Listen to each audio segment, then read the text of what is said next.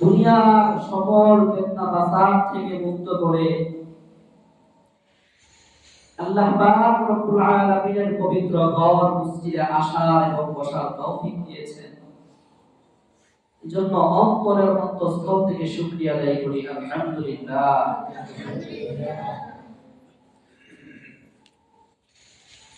আজকে শাবান মাসের 14 তারিখ। আস্তে আস্তে আমাদের কাঙ্ক্ষিত যে মাস রমজান, সেই দিকে আমরা ধাবিত হচ্ছি। রমজান আমাদের খুব কাছাকাছি চলে আসছে।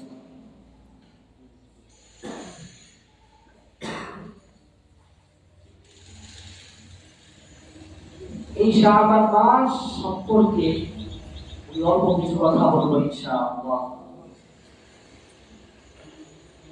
কয়েকটা পয়েন্টে আলোচনা করব। এক নাম্বার, শাবান মাসের পরিচয়।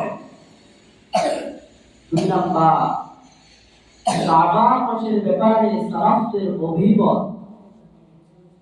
তিন নাম্বার, শাবান মাসের ফজিলত। চার নাম্বার, শাবান মাসের আমল।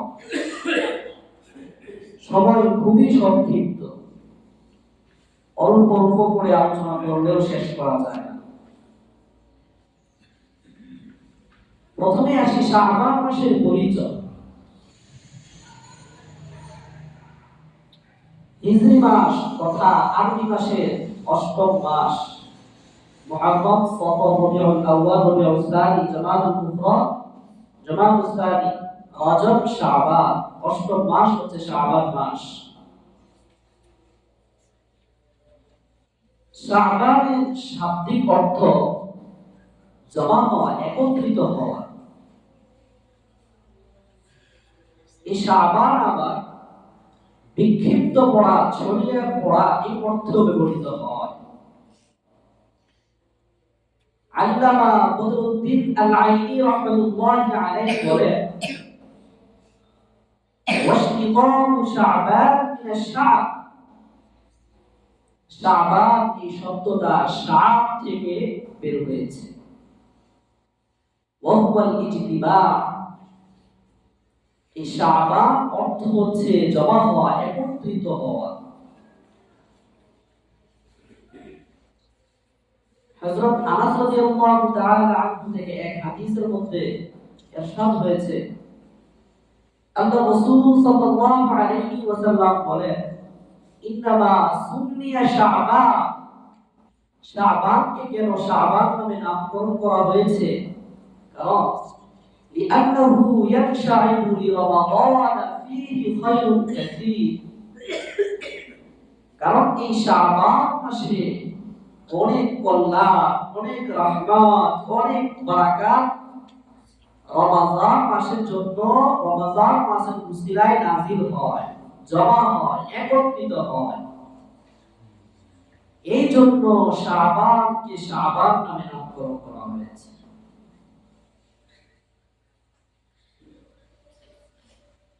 শায়খ আব্দুল কাদির জিলানী রাহমাতুল্লাহি আলাইহি বলেন, শাবান এই শব্দটার মধ্যে 5টা অক্ষর রয়েছে। শাবান দেখতে 5টা অক্ষর লাগে। 1 নাম্বার শিন, 2 নাম্বার আইন, 3 নাম্বার বা, 4 নাম্বার আলিফ, 5 নাম্বার নুন। এই 5 অক্ষরের সমন্বয়ে শাবান লেখা হয়। এই প্রত্যেকটা অক্ষর দ্বারা এক একটা শব্দ উদ্দেশ্য। এটা কে বলেছেন? শায়খ আব্দুল কাদির জিলানী রাহমাতুল্লাহি আলাইহি। উনি বলতেছেন, শাবানের শিন দ্বারা উদ্দেশ্য হচ্ছে শারাফুন, তথা সম্মান। শারাফুন অর্থ হচ্ছে সম্মান। শাবানের আইন দ্বারা উদ্দেশ্য হচ্ছে উলুকুল, অর্থ হচ্ছে সমৃদ্ধি। 3 নাম্বার, শাবানের বা দ্বারা উদ্দেশ্য হচ্ছে বিররু তথা নেকি। 4 নাম্বার, শাবানের আলিফ দ্বারা উদ্দেশ্য হচ্ছে কুরবাত তথা ভালোবাসা। 5 নাম্বার শাবানের নূর দ্বারা উদ্দেশ্য হচ্ছে নূর তথা আলো। এই সবগুলো সমন্বয় করলে দেখা যায় অর্থ দাঁড়ায় কোন বান্দা যদি শাবান মাসে আল্লাহ পাক রব্বুল ইজ্জতের বেশি বেশি ইবাদত বন্দেগী করে তাহলে সে আল্লাহ পাক রব্বুল আলামিনের পক্ষ থেকে 5টা জিনিস পাবে। এই 5টা জিনিসেই এই শাবানের 5টা অক্ষর দেওয়া উদ্দেশ্য। যেমন কেউ যদি শাবান মাসে বেশি বেশি ইবাদত বন্দেগী করে তাহলে সে আল্লাহ পাক রব্বুল আলামিনের পক্ষ থেকে সম্মান পাবে, সমৃদ্ধি পাবে, নেকি পাবে, আল্লাহ পাক রব্বুল আলামিনের ভালোবাসা পাবে এবং ঈমানের নূর, ঈমানের আলো অর্জন করতে পারবে। ঈমানের আলোয় নিজেকে আলোকিত করতে পারবে। এটা বলেছেন শায়খ আব্দুল কাদের জিলানী রাহমাতুল্লাহি আলাইহি। এই হচ্ছে মোটামুটি শাবান মাসের একটা পরিচয়। শাবান মাসের ব্যাপারে সালাফদের অভিমত কি? শাবান মাসের ব্যাপারে সালাফরা কি বলেছেন? সালাফ এটা হচ্ছে অর্থ হচ্ছে পূর্বসূরি। এটা একটা পরিভাষা, ইলমি পরিভাষা। যারা মাদ্রাসায় পড়াশোনা করে তারা এই শব্দটার সাথে পরিচিত। আমাদের আকাবিরে আসলাফ ওনাদের থেকে যেটা প্রমাণিত এটাকে সালাফ করা হয় 200, 300 হিজরি, 400 হিজরি, 500 হিজরি, 600, 700 অনেক আগের যে উলামায়ে কেরাম কি সালাফ ওনারা এই ব্যাপারে কি বলেছেন আমাদের আগের উলামায়ে কেরাম।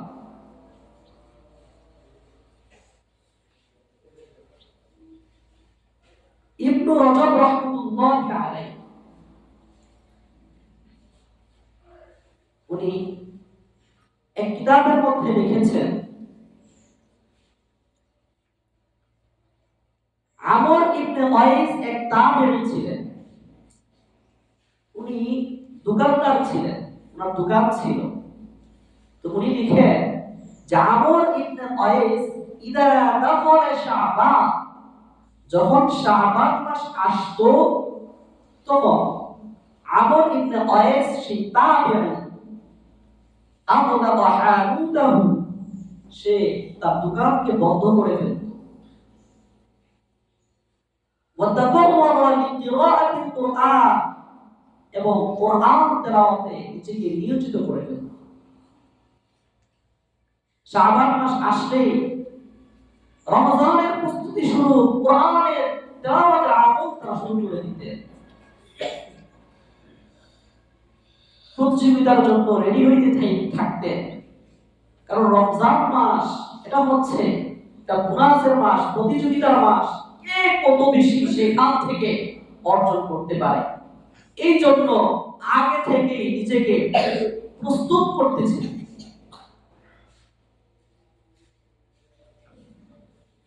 এভাবে আমাদের আকাবিরে আসলাফগণ এই শাবান মাসে আমলের মাধ্যমে নিজেদেরকে প্রস্তুত করতে থাকতেন। শায়খ ইবনু রজব রাহমাতুল্লাহি আলাইহি উনার কিতাবে আবু বকর আল-ওয়াররাক আল-বালখি ওনার থেকে বর্ণনা করেন যে উনি বলেন, আবু বকর আল-ওয়াররাক আল-বালখি উনি বলেন শাহরু রজব শাহরুল লিজ্জামা, রজব মাসটা হচ্ছে বীজ বপন করার মাস। যেমন আমরা বৈশাখ মাসে ধান যে উৎপাদন করি এটার জন্য আমাদের ধানটা লাগাইতে হয় কার্তিক মাস শেষ হয়ে যাওয়ার পরে পুষ মাস, এই পুষ মাসের মাঝামাঝি মোটামুটি বা মাঘ মাসের শুরু দিক দিয়ে লাগাই ফেলতে হয়। তো এই সময়টাকে আমরা বলি যে বীজ বপন করার মাস।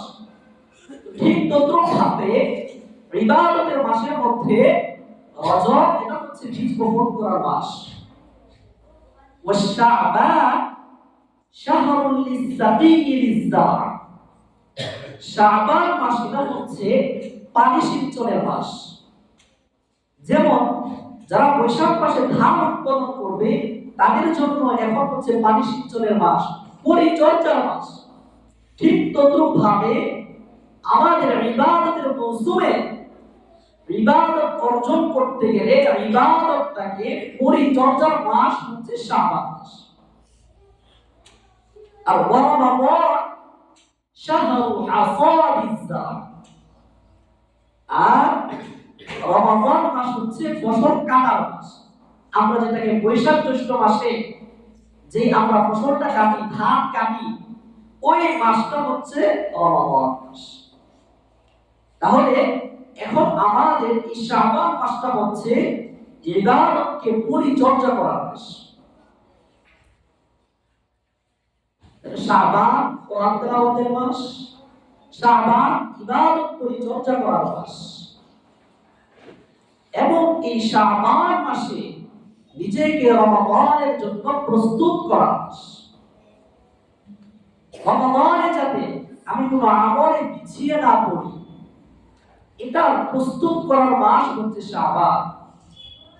যেমন আমরা কোনো বড় ইভেন্ট করার জন্য অনেক প্রস্তুতি লাগে,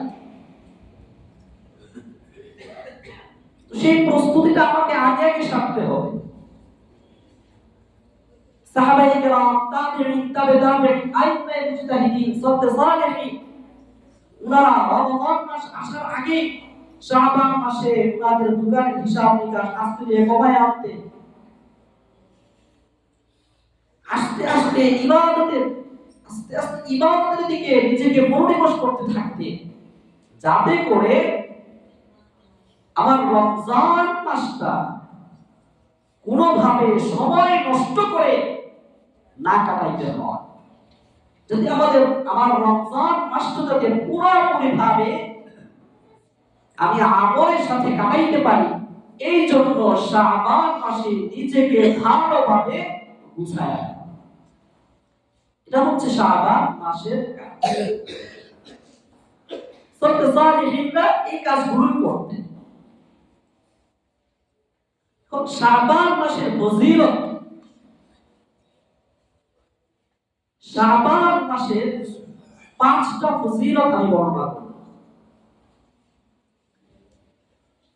1 নাম্বার শাবান মাসের ফজিলত হচ্ছে, হাদিসের ভাষ্য অনুযায়ী শাবানকে আল্লাহ রাসূল সাল্লাল্লাহু আলাইহি ওয়াসাল্লাম নিজের মাস বলে ঘোষণা করেছেন। হাদিসের মধ্যে আসছে আল্লাহ রাসূল সাল্লাল্লাহু আলাইহি ওয়াসাল্লাম বলেন, শাবান শাহরি ওয়া রমাদান শাহরুল্লাহ। আল্লাহ রাসূল সাল্লাল্লাহু আলাইহি ওয়াসাল্লাম হাদিসের মধ্যে ইরশাদ করেন, শাবান এটা হচ্ছে আমার মাস, আর রমাদান এটা হচ্ছে আল্লাহ পাক রব্বুল আলামিনের মাস। দুনিয়াতে একটা নিয়ম প্রচলিত আছে,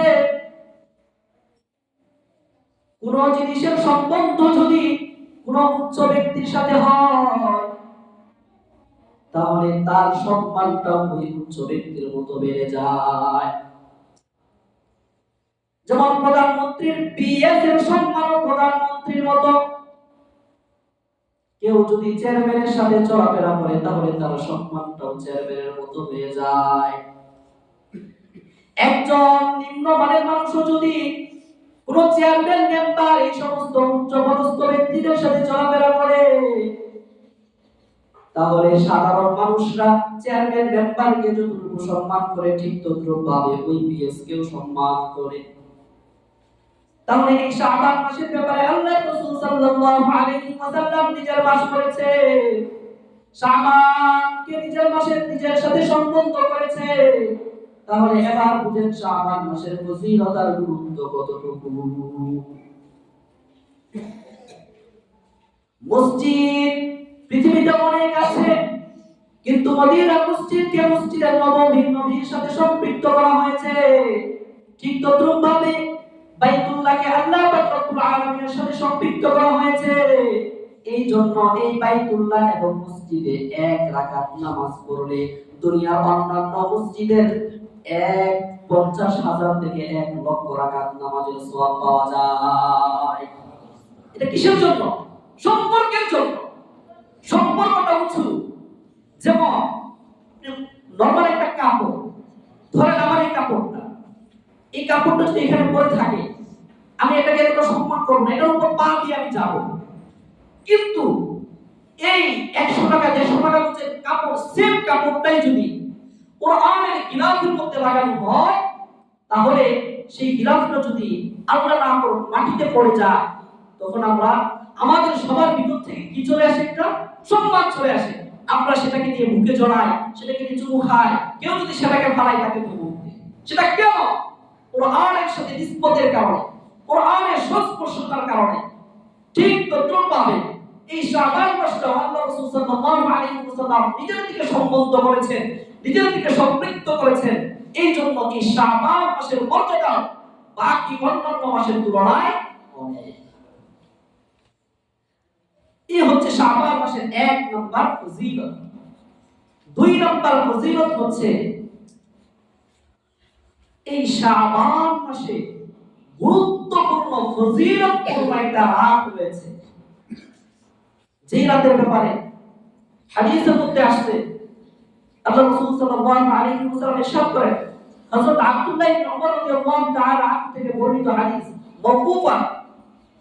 যদিও হাদিসটা সনদের দিক থেকে দাঈফ, কিন্তু ফজিলতের ক্ষেত্রে একটা কথা সবসময় মনে রাখবেন, ফজিলতের ক্ষেত্রে দুর্বল হাদিস যেটা সনদ দুর্বল, সেটার উপর আমল করা যায়। এই হাদিসের মধ্যে আল্লাহ রাসূল সাল্লাল্লাহু আলাইহি ওয়াসাল্লাম বলেছেন, ফি খামসি লায়াল লা তুওয়াত্তু ফীহি দাওয়া। 5টা রাত এমন আছে, যেই 5টা রাতের মধ্যে কেউ যদি দোয়া করে, তাহলে আল্লাহ পাক রব্বুল আলামিন সেই দোয়াকে ফিরিয়ে দেন। 1 নাম্বার কি? আউয়ালু লাইলাতিন মিন রজব। 1 নাম্বার রাত হচ্ছে রজব মাসের প্রথম রাত্রি। 2 নাম্বার রাত হচ্ছে লাইলাতুন নিসফি মিন শাবান, শাবান মাসের মধ্য রজনী, অর্থাৎ আজকের দিবাগত রাতের রজনী। তবে যেই মাসের মধ্যে শবে বরাত নামক রাত আছে, সেই মাসের ফজিলত অটোমেটিক বেড়ে যায়। তবে 3 রাতের মধ্যে 2 রাত হলো আউয়াল লাইলাতিন মিন রজব, রজব মাসের প্রথম রাত। 2 নাম্বার রাত হচ্ছে লাইলাতুন নিসফি মিন শাবান, শবে বরাতের রাত। 3 নাম্বার রাত হচ্ছে লাইলাতুল জুমআ, জুমআর রাত। 4 নাম্বার রাত হচ্ছে লাইলাতুল ফিতর, ঈদুল ফিতরের রাত। 5 নাম্বার রাত হচ্ছে লাইলাতুন নাহার, ঈদুল আযহার রাত। এই 5 রাতে কেউ যদি আল্লাহ পাক রব্বুল আলামিনের দরবারে 2টা হাত উত্তোলন করে কিছু চায়, খালিস নিয়তে তওবা ইস্তিগফার করে যদি আল্লাহ পাক রব্বুল আলামিনের দরবারে 2টা হাত উত্তোলন করে, তাহলে আল্লাহ পাক রব্বুল আলামিন তার হাতকে খালি হাতে ফিরাইয়া দেন না। এই গেল শাবান মাসের 2 নাম্বার ফজিলত। 3 নাম্বার ফজিলত হচ্ছে এই শাবান মাসে আল্লাহ পাক রব্বুল আলামিন গুনাহ মাফ করেন। সেটাও আবার এই শবে বরাত চলে। হাদিসের মধ্যে আসছে আল্লাহ রাসূল সাল্লাল্লাহু আলাইহি ওয়াসাল্লাম ইরশাদ করেন, ইন্নাল্লাহা লা ইয়াত্তালিউ ফি লাইলাতিন নিসফি মিন শাবান ফায়াগফিরু লিজামি'i খালকি ইল্লা লিমুশরিকিন আও মুশাহিদিন। আল্লাহ পাক রব্বুল আলামিন শাবানের মধ্য রজনীতে বান্দাদের দিকে বিশেষ নজর দেন। ফায়াগফিরু লিজামি'i খালকিহি, তারপরে সকল বান্দাদের গুনাহকে maaf করে দেন। তবে 2 শ্রেণীর মানুষকে আল্লাহ পাক রব্বুল আলামিন ওই রজনীতেও maaf করেন না। 1 নাম্বার মুশরিক, 2 নাম্বার হচ্ছে মুশাহিদ। 1 নাম্বার হচ্ছে যারা আল্লাহ পাক রব্বুল আলামিনের সাথে শরীক করে, এই শরীক শিরকতের গুনাহকে আল্লাহ পাক রব্বুল আলামিন কখনো ক্ষমা করেন না। আল্লাহ পাক রব্বুল আলামিন পবিত্র কোরআনে সূরা নিসার মধ্যে বলেন, ইন্নাল্লাহা লা ইয়াগফিরু আন ইউশরাকা বিহি ওয়া ইয়াগফিরু মা দুনা যালিক। আল্লাহ পাক রব্বুল আলামিন কখনো ক্ষমা করেন না কেউ যদি তার সাথে শিরক করে, কিন্তু শিরক ছাড়া বাকি গুনাহ আল্লাহ পাক রব্বুল আলামিন ক্ষমা করে দেন। এই জন্য কেউ যদি শিরক করে, শিরকতের গুনাহ কখনো কেউ ক্ষমা করতে চায় না। দুই নাম্বার ব্যক্তিকে আল্লাহ পাক রব্বুল আলামিন শাবানের মধ্য রজনীতেও ক্ষমা করেন না। সেই দুই নাম্বার ব্যক্তি হচ্ছে মুশাহিদ, যারা অন্তরে বিদ্বেষ পোষণ করে। বিদ্বেষ পোষণকারী অন্তর যারা আছে, ওই ব্যক্তিকেও আল্লাহ পাক রব্বুল আলামিন শাবানের এই মধ্য রজনীতেও মাফ করেন না। এই হচ্ছে তিন নাম্বার ফজিলত শাবান মাসে। শাবান মাসের 4 নাম্বার ফজিলত হচ্ছে এই শাবান মাসে আল্লাহ পাক রব্বুল আলামিনের দরবারে সারা বছরের আমলনামা পেশ করা হয়। এই আমলনামা পেশ করার 3টা সূরত, 3টা হালত রয়েছে। যেমন দেখবেন হিসাব নিকাশ যারা করে, যারা দোকান চালায়, যারা বিভিন্ন প্রতিষ্ঠান চালায়, বিভিন্ন সেক্টর যারা চালায়, তারা দেখবেন হিসাবটা কয়েক রকমের হয়ে থাকে। 1 নাম্বার দৈনিক হিসাব, 2 নাম্বার সাপ্তাহিক হিসাব, মাসিক হিসাব, বাৎসরিক হিসাব, কয়েক ধরনের হিসাব হয়ে থাকে। ঠিক তদ্রুপভাবে আমলনামা আল্লাহর দরবারে পেশ করা, এটাও কয়েকটা সূরতে হয়ে থাকে। 1 নাম্বার হয় দৈনিক হিসাব, দিনেরটা দিনে আল্লাহ পাক রব্বুল আলামিনের দরবারে পেশ করা হয়। হাদিসের মধ্যে আসছে আল্লাহ রাসূল সাল্লাল্লাহু আলাইহি ওয়াসাল্লাম বলেন, ইয়াতাআরাদুনা ফীকুম মালাইকাতুম বিল-লাইলি ওয়ান-নাহার। তোমাদের মাঝে ফেরেশতারা ধারাবাহিকভাবে আসে রাতে এবং দিনে। ওয়ায়াজতামিউনা ফি সালাতিল ফাজরি ওয়া সালাতিল আসর। ফজরের নামাজের মধ্যে এবং আসরের নামাজের মধ্যে একত্রিত হয়। ফেরেশতারা 2টা শিফটে কাজ করে। কয় শিফট? 2 শিফটে কাজ করে। প্রথম শিফটের কাজ হচ্ছে আসর থেকে নিয়ে পরের দিন ফজরের পর্যন্ত, আর দ্বিতীয় শিফটের কাজ হচ্ছে ওই ফজর থেকে নিয়ে এর পরের দিন আসর পর্যন্ত। তো যারা ফজর থেকে নিয়ে আসর পর্যন্ত ডিউটি করে, তারা আসরের সময় স্থান ত্যাগ করে যখন ওই পরের শিফটের লোকেরা আসে, আল্লাহ রাসূল সাল্লাল্লাহু আলাইহি ওয়াসাল্লাম বলতেছেন, ওয়ায়াজতামিউনা ফি সালাতিল ফাজরি ওয়া সালাতিল আসর। ফজরের সময় এবং আসরের নামাজের সময় এই 2 শিফটের লোকেরাই একত্রিত হয়, একসাথে হয়, কারণ একজন আসলে আরেকজন যায়। সুম্মা ইয়ারজুল লাযীনা বাতু ফীকুম। তারপরে তোমাদের মধ্যে যারা রাতে ডিউটি করে তারা উপরে চলে যায়। ফায়াসআলুহুম ওয়া আ'লাম বিহিম। তো তারা যাওয়ার পরে আল্লাহ পাক রব্বুল আলামিন তাদেরকে জিজ্ঞাসা করে। দেখেন আল্লাহ পাক রব্বুল আলামিন তাদের সম্পর্কে সব জানেন। ওয়া হুয়া আ'লামু বিহিম। হাদিসের মধ্যে আল্লাহ রাসূল বলতেছেন, আল্লাহ রাসূল তাদের সবার সম্পর্কে জানেন, আমরা কি করতেছি না করতেছি সব জানেন। তারপরেও ডিউটিরত ফেরেশতারা যখন আল্লাহর দরবারে আসে, তখন আল্লাহ পাক রব্বুল আলামিন তাদেরকে জিজ্ঞাসা করেন, কাইফা তারাকতুম ইবাদি। তোমরা আমার বান্দাদেরকে কি অবস্থায় রেখে এসেছো? তারা কি মদ পান করতেছে কিনা? তোমরা যখন আসছো তারা কি নাচ গান করতেছে কিনা? নাকি তারা আমি আল্লাহ পাক রব্বুল আলামিনের ইবাদত বন্দেগী করতেছে? নাকি তারা আমি আল্লাহ পাক রব্বুল আলামিনের জিকির আজকার করতেছে? নাকি কোরআন তেলাওয়াত করতেছে? নাকি তারা অন্য কোনো আমার নাফরমানিতে লিপ্ত রয়েছে? এইগুলা আল্লাহ পাক রব্বুল আলামিন ওই ফেরেশতাদেরকে জিজ্ঞাসা করে। ফায়াকুলুন, তখন ফেরেশতারা বলে, তারাকনাহুম ওয়া হুম ইউসাল্লুন। যারা আসরের নামাজটা পড়ে ফজরের নামাজটা পড়তে থাকে, আর এই সময় তাদের এই অবস্থাটা দেখে আল্লাহ পাক রব্বুল আলামিনের দরবারে যায়, তখন তারা জবাব দেয়, আমি তাদেরকে ছেড়ে এসেছি এমন অবস্থায় যে তারা নামাজ পড়তেছে, এবং আমি তাদের কাছে এসেছিলাম এমন অবস্থায় যখন তারা নামাজ পড়তেছে। এই জন্য কেউ যদি ফজর এবং আসরের নামাজটা পড়ে তাহলে তার রিপোর্টটা কি নামাজ অবস্থায় যাবে নাকি গাইরে নামাজ অবস্থায় যাবে? তাহলে কেউ যদি এই দুই ওয়াক্ত নামাজ আদায় না করে তাহলে তার রিপোর্টটা যাবে আল্লাহ পাক রব্বুল আলামিনের কাছে যে লোকটা আমি দেখে এসেছি সে নামাজ পড়তেছে না, সে কোরআন তেলাওয়াত করতেছে না, সে জিকির আজকার করতেছে না, সে নাচ গান করতেছে, সে আপনি আল্লাহ পাক রব্বুল আলামিনের নাফরমানিতে লিপ্ত রয়েছে। এই অবস্থায় যদি আপনার আমলনামাগুলো আল্লাহ পাক রব্বুল আলামিনের দরবারে যায় তাহলে আপনি আমার ভাগ্যে জান্নাত রয়েছে না জাহান্নাম।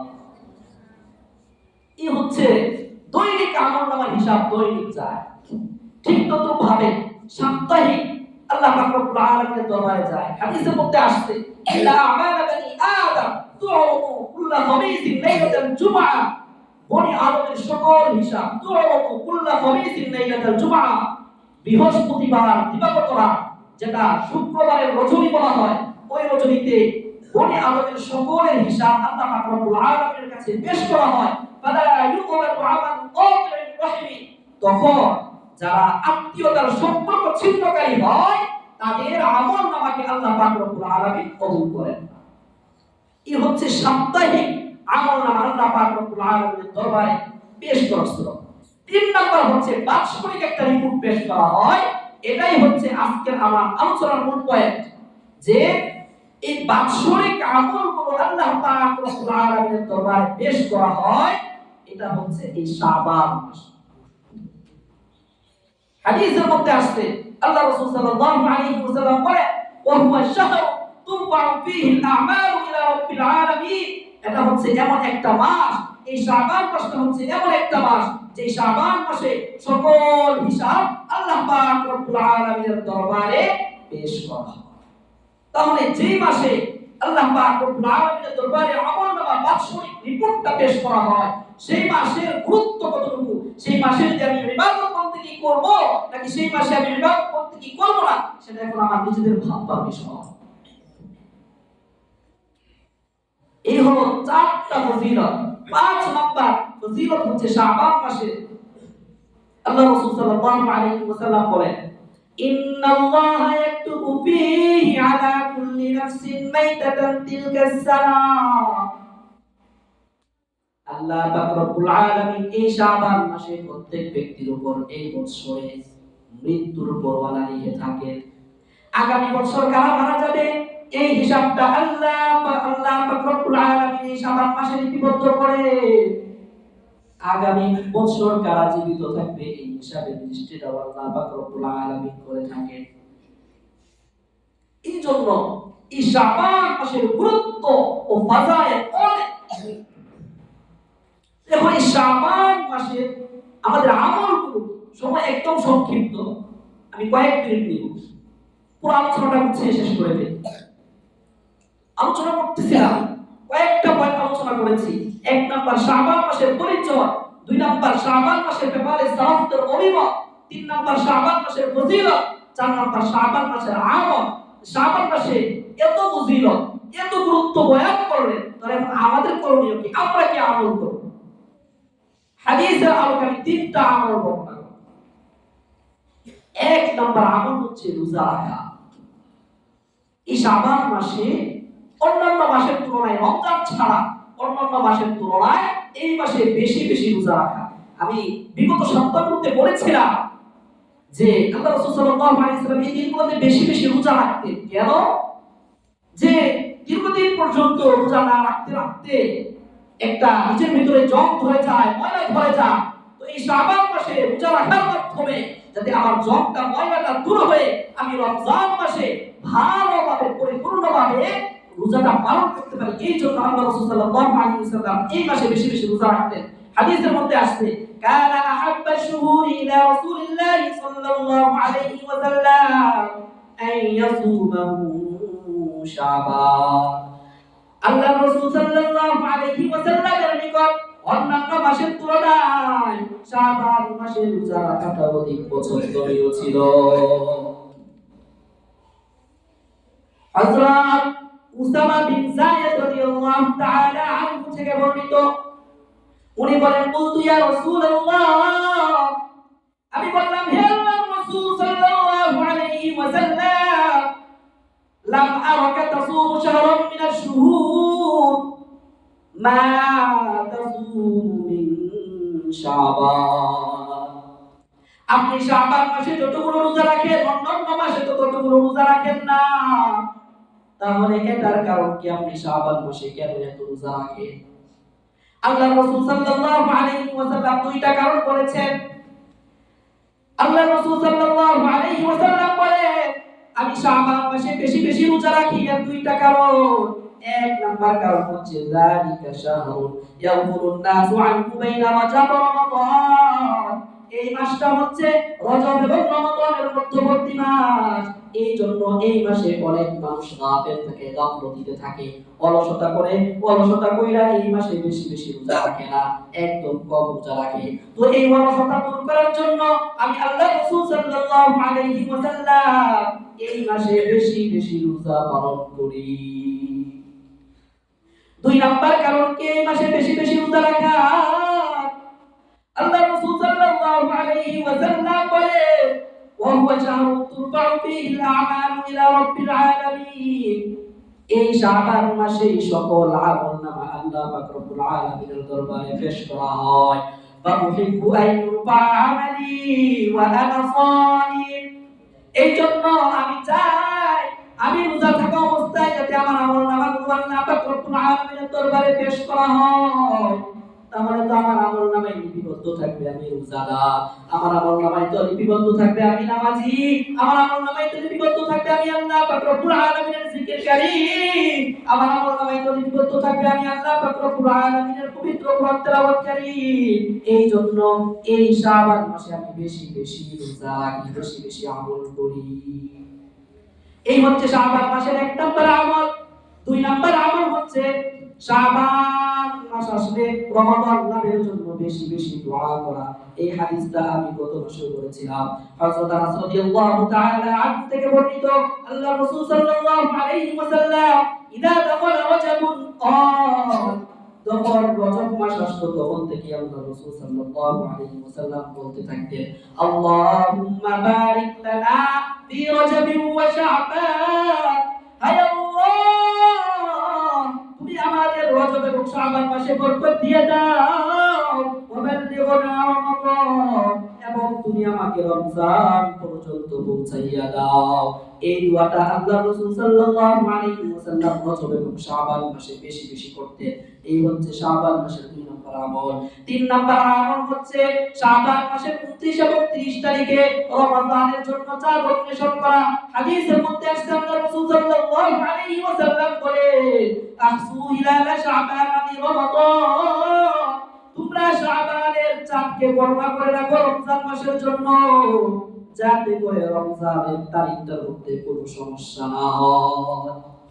দেখেন, আমরা ইংরেজি মাস, বাংলা মাস খুবই আমরা হিসাব করে রাখি, কিন্তু আমাদের মধ্যে আরবি মাসের হিসাব রাখা এমন মানুষ খুবই কম পাওয়া যায়। কবে ইংরেজি মাসের 21 তারিখ, কবে 31 তারিখ, কবে 10 তারিখ, এটা আমি পাই বলতে পারি, কিন্তু আজকে আরবি মাসের কত তারিখ, কবে চাঁদতেছে, কবে কোন মাস, সেই হিসাবটা আমি মুসলমান হিসেবে রাখি না। অথচ ইসলামের সকল ইবাদতের হিসাব এই চাঁদের মাসের সাথে সম্পৃক্ত, কোন ইংরেজি মাসের সাথে সম্পৃক্ত নয়, কোন বাংলা মাসের সাথে সম্পৃক্ত নয়। এই জন্য পুরো সময় এই আরবি মাসের হিসাব রাখা ফরজ হয়ে যায়। কারণ আমি যদি আরবি মাসের হিসাব যদি না রাখি, তাহলে আমি কবে থেকে রোজা রাখবো এটা বুঝবো কিভাবে? রমজানটা আবার কবে থেকে শুরু, এটা সম্পৃক্ত আরবি মাসের সাথে। ঈদুল ফিতর কবে, এটা সম্পৃক্ত আরবি মাসের সাথে। আমার হজ কবে হবে, এটা সম্পৃক্ত আরবি মাসের সাথে। তো এই সব ইবাদত সম্পৃক্ত আরবি মাসের সাথে, অথচ এই আরবি মাসের হিসাবের ক্ষেত্রে আমি সবচেয়ে বেশি অবহেলা। এই জন্য সর্বপ্রথম আমি হিসাবটা শিখবো আরবি মাসের। আমি 12টা মাস দেখা যাবে অনেক মুসলমান পারে না, ধরলে বলতে পারবে না, কি পারবে না। অথচ ইংরেজি যদি জিজ্ঞাসা করা হয় জানুয়ারি ফেব্রুয়ারি এক ধাঁচে একদম এক টানে পিচ্ছি থেকে শুরু করে পুরো পর্যন্ত সবাই পারে। অথচ এই আরবি মাসের কোনো ন্যূনতম প্রশিক্ষণও দেওয়া হয়। এই জন্য এই ব্যাপারে আমরা খুবই খেয়াল রাখবো। তো শাবান মাসের 3টা আমল বললাম। 1 নাম্বার রোজা রাখা, 2 নাম্বার রমজান লাভের জন্য বেশি বেশি দোয়া করা, 3 নাম্বার শাবানের 29 অথবা 30 তারিখে রমজানের চাঁদ তালাশ করা। হাদিসের আলোকে এই 3টা আমল শাবান মাসে বর্ণনা করলাম। আল্লাহ পাক রব্বুল আলামিন আপনি আমাকে সবাইকে উক্ত কথাগুলোর উপর আমল করার তৌফিক দান করুন। ওয়া আখিরু দাওয়ানা আলহামদুলিল্লাহি রাব্বিল আলামিন। যারা সুন্নাত পড়ে নাই তারা কবর জুমা চালিয়ে গেছে।